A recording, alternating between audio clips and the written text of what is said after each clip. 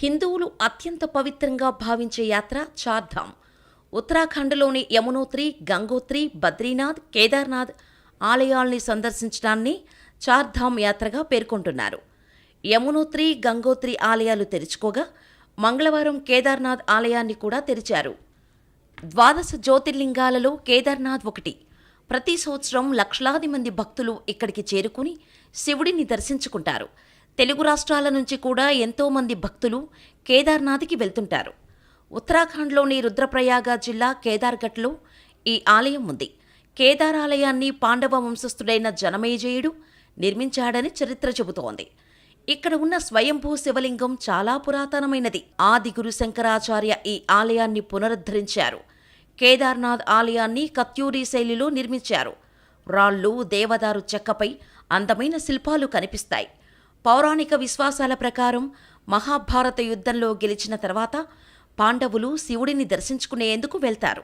తమ పాపానికి ప్రాయశ్చిత్తం చేసుకోవటానికి శివుడిని వెతుకుతూ కేదార్ ఘాటి వైపు పయనిస్తారు.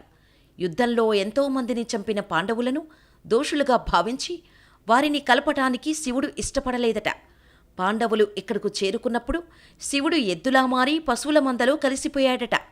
పశువుల మందలో భోళేశంకర్ ఉన్నాడని ఆకాశవాణి ద్వారా పాండవులు తెలుసుకుంటారు. భీముడు శివుడిని వెతకటానికి 2 పర్వతాల మధ్య కాళ్లు చాచి నిలబడతాడు. అప్పుడు పశువులన్నీ భీముని పాదాల కింద నుంచి వెళ్లిపోయాయి. వారిని చూసేందుకు ఇష్టపడని శివుడు ముందుకు వెళ్లకుండా వెనక్కి తిరిగి నిలబడ్డాడు. భీముడు వృషభరూపంలో శివుని దగ్గరకు వెళ్లగాని వారికి దొరక్కుండా ఉండేందుకు శివుడు మంచులోకి కూరుకుపోయాడట.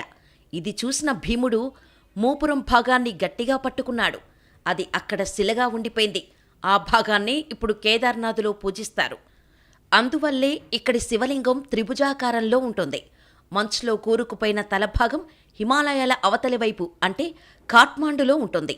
అందుకే చాలామంది కేదార్నాథ్లో దర్శనం తర్వాత నేపాల్ వెళ్లి పశుపతినాథ్ ఆలయాన్ని దర్శించుకుంటారు.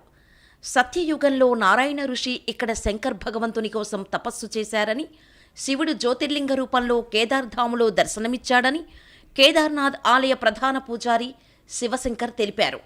బాబా కేదార్ను దర్శించిన భక్తుల రోగాలు, దోషాలు, పాపాలన్నీ తొలగిపోతాయని చెప్పారు. శీతాకాలంలో చలి, మంచు కారణంగా ఆలయాన్ని మూసివేస్తారు. ఆ సమయంలో బాబా కేదార్ని ఉకిమత్లోని ఓంకారేశ్వర్ ఆలయంలో పూజిస్తారు. కేదార్నాథ్ యాత్ర హరిద్వార్ లేదా రిషికేశ్ నుంచి ప్రారంభమవుతోంది.